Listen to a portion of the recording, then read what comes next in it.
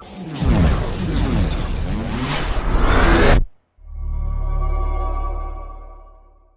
allons parler maintenant des malwares ou ce qu'on appelle des programmes malveillants. Les vers, les virus, les chevaux de Troie et ainsi de suite. Premièrement, on peut parler d'un virus. Donc, un virus, c'est un fragment de code, c'est un programme informatique qui se propage grâce à un autre. Ça veut dire qu'il est collé à un autre programme.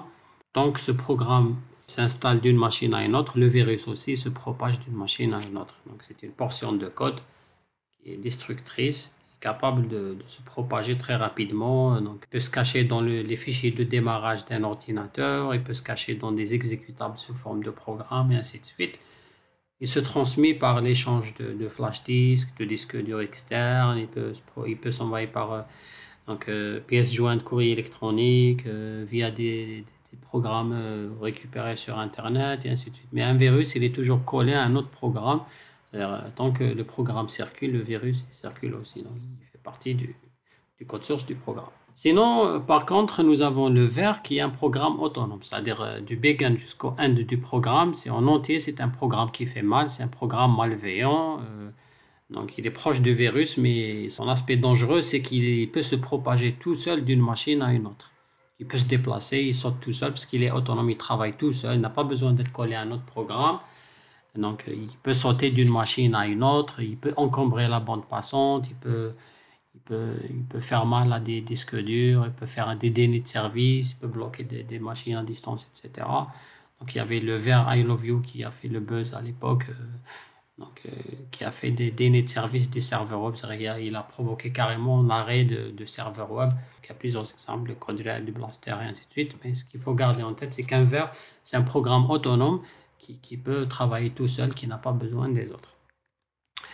Nous avons aussi le cheval de Troie. Donc, le cheval de Troie, film Troy, dans lequel il y avait des soldats qui voulaient pénétrer dans un château qui était très sécurisé, mais qui n'ont pas pu le faire par force. Donc, ils étaient cachés dans un grand cheval en bois et donnés sous forme d'un cadeau aux personnes du château. Et puis, il dit que le roi a installé le cheval en bois au niveau du château. Les soldats sont sortis la nuit, ils ont tué tout le monde, ils ont pris le contrôle du château. Donc, c'est de ça que s'est inspiré le mot cheval de Troie. Donc, le cheval de Troie, c'est un programme qui se cache dans un autre programme utile, dans un jeu, dans une application de lecteur de vidéo, et ainsi de suite. Alors, vous avez un programme utile, à l'intérieur se cache un programme malveillant qui fait mal, qu'on appelle un cheval de Troie. Généralement, le programme malveillant, ça peut être un keylogger, c'est-à-dire un programme qui enregistre tout ce que vous tapez sur le clavier, les mots de passe, les noms d'utilisateurs, etc. Il peut être aussi un screen logger, c'est-à-dire il fait des captures d'écran de votre machine, il les envoie toutes sur une adresse mail sur Internet d'un pirate. Il envoie tout ce que vous avez enregistré par clavier et tout ce que vous avez affiché comme image, il va les compresser et les envoyer automatiquement sous forme de mail à un pirate. Généralement, un cheval de Troie, il est constitué de deux grandes étapes. Le premier programme, c'est l'espion, qui va tout d'abord ouvrir un port de communication sur votre machine, un port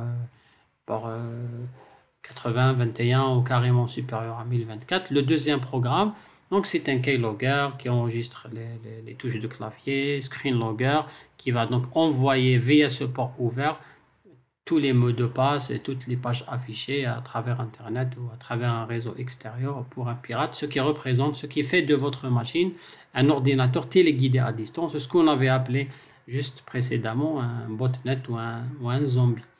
Donc, un cheval de Troie, c'est ça, vector. Vector, c'est un accès caché à un ordinateur à distance. Voilà, donc un cheval de Troie, son objectif principal, c'est de créer une porte dérobée ou ce qu'on appelle un backdoor. C'est-à-dire, il va créer sur votre machine, que vous êtes la victime, un accès caché. Vous n'allez pas vous en rendre compte, mais il peut accéder à tout moment sur votre machine, à votre machine, soit par un accès Telnet, un accès SSH ou carrément via un programme particulier sur un numéro de port qu'il avait choisi lui-même. Donc plus la porte dérobée, c'est-à-dire l'accès caché, plus le programme est petit, plus qu'il est facile à installer et difficile à détecter, il peut infecter votre machine et faire de l'espionnage réseau, il peut espionner votre clavier, votre écran, c'est des programmes qui font ce genre de truc. Donc c'est un accès caché, ça veut dire votre machine, elle écoute les ordres d'un pirate sur un port TCP ou UDP prédéfini par le pirate à travers le cheval de Troie. Nous avons aussi ce qu'on appelle les rootkits. Alors, les rootkits, ce sont des logiciels qui masquent la présence d'un pirate.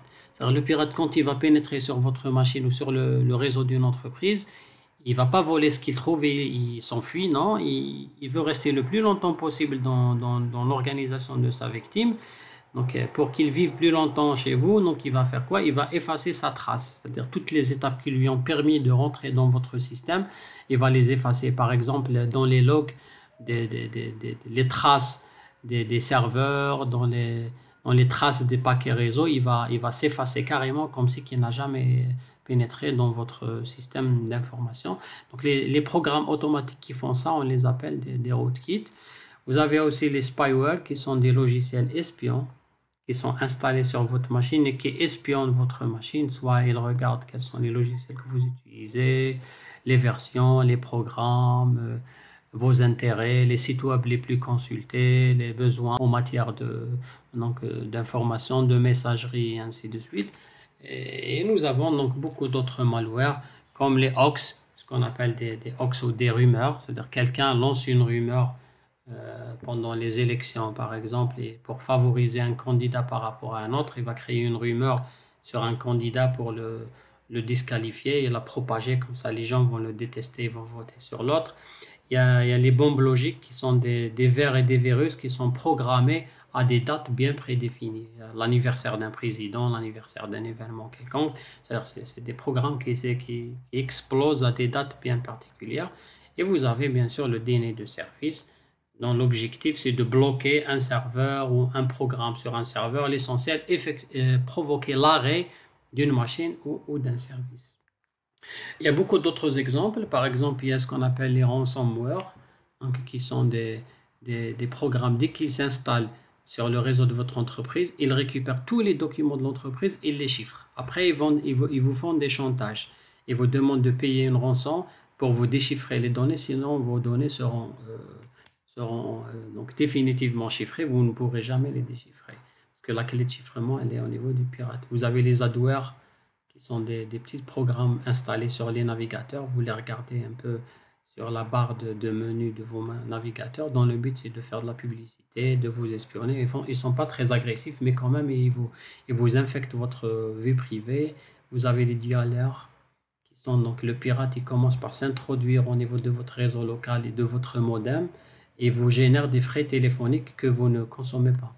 Vous allez payer dans l'abonnement des frais téléphoniques que vous n'avez pas consommé. Vous avez les downloaders qui téléchargent des exécutables en arrière-plan qui sont des vers, des chevaux de Troie, etc. Vous avez les droppers, donc, qui lancent des programmes malveillants au démarrage de votre machine ou à l'ouverture d'un navigateur Internet.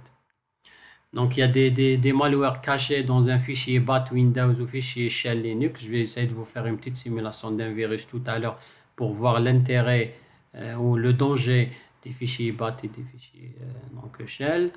Il y a les macros. Les macros, c'est des programmes qui se cachent dans Word, Excel ou PowerPoint, dans lequel le pirate, même dans un document Word, il peut cacher un programme malveillant. Vous avez les SQL, Slammer, Canular, Joke, publicité virale.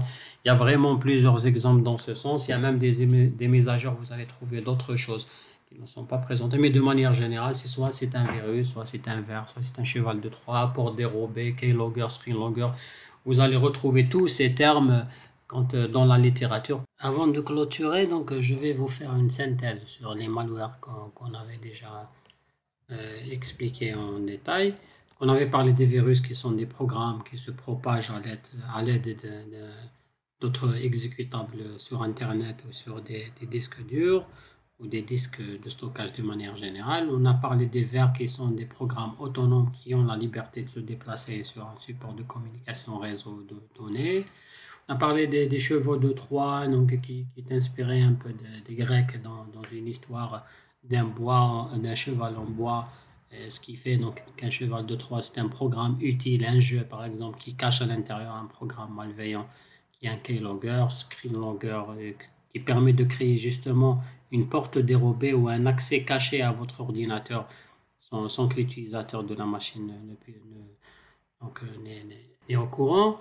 On a parlé des rootkits qui sont des programmes qui permettent de cacher l'existence d'une intrusion ou d'une action de piratage. On a parlé des spyware ou des espions qui espionnent de votre machine. On a parlé des hawks ou des rumeurs. Donc, par exemple, en vous envoyant, dans la plupart des cas, congratulations, vous avez gagné 1 million d'euros, 1 milliard, etc. Alors que ce n'est pas le cas. Il y a des bombes logiques qui sont des malwares programmés à des dates bien déterminées pour effectuer une action malveillante. On a parlé des ransomware dans lequel le pirate vous chiffre vos données et vous fait du chantage pour déchiffrer vos documents d'entreprise. On a parlé des adware pour aussi publicité, espionnage, etc. Et puis on avait parlé de beaucoup d'autres programmes malware. Voilà, c'est pour juste vous donner une synthèse sur les programmes malveillants. Il y en a d'autres. Il y en a ceux qu'on a déjà vus et ceux qu'on n'en a pas encore vus, mais qui s'inspirent toujours de la logique de virus vert et ainsi de suite. Aujourd'hui, les virus provoquent beaucoup de dégâts, perte de données, perte de temps de travail, perte de votre réputation quand vous êtes une entreprise très reconnue, perte de fonctionnalité. Vous pouvez vous retrouver avec un serveur de messagerie qui ne fonctionne pas ou un serveur web qui ne fonctionne pas, intrusion, vol d'informations de votre entreprise, perte de confidentialité, c'est-à-dire qu'il y aura des gens d'extérieur qui connaissent vos secrets intérieurs, pardon. Les virus modernes d'aujourd'hui utilisent Internet, c'est ce qui les rend plus dangereux. Donc, ils se propagent très activement, très rapidement. Ils peuvent infecter toute la planète en quelques heures, voire quelques minutes ou quelques secondes. Ils sont très efficaces parce qu'ils se propagent beaucoup plus vite que les antivirus. C'est-à-dire le temps qu'un virus apparaît, il faut du temps pour trouver l'antivirus. Et pendant ce temps-là, le virus aura fait beaucoup de dégâts. Donc il y avait un virus très connu qui s'appelait Bugbear en 2002, c'est un virus qui se propage comme pièce jointe sur des emails. Donc il utilise une faille de Microsoft Outlook qui s'exécute automatiquement dès que vous lisez votre mail, vous téléchargez la pièce jointe et vous l'installez. Donc cette pièce jointe, c'est un programme qui va se propager automatiquement par email en se faisant des forwards. Donc c'est un vers, à vrai dire. Il se propage, il se copie dans les répertoires d'entre PC, c'est-à-dire dès que vous téléchargez la pièce jointe et vous l'installez, premièrement, il va s'envoyer comme email à tous vos contacts par mail. Il va même s'installer dans les dossiers partagés dans votre réseau local avec les gens. Ce qui fait de lui un ver parce qu'il travaille tout seul, il est autonome. Après, il installe une porte dérobée, c'est-à-dire un accès caché sur votre machine, sur lesquels il peut transférer vos fichiers, exécuter des programmes à distance RPC. Il désactive tous les antivirus et les firewalls qu'il connaît parce qu'il infecte même votre système d'exploitation. Puis il envoie toutes les copies de vos mots de passe sur une adresse email d'un pirate sur Internet. Après, il installe un espion de clavier, un keylogger, pour récupérer tout ce que vous tapez sur votre clavier comme étant des mots de passe ou des noms d'utilisateurs, etc. Donc il a fait vraiment beaucoup de dégâts avant que les antivirus actuels ne puissent l'identifier et l'éliminer avec des mises à jour plus récentes.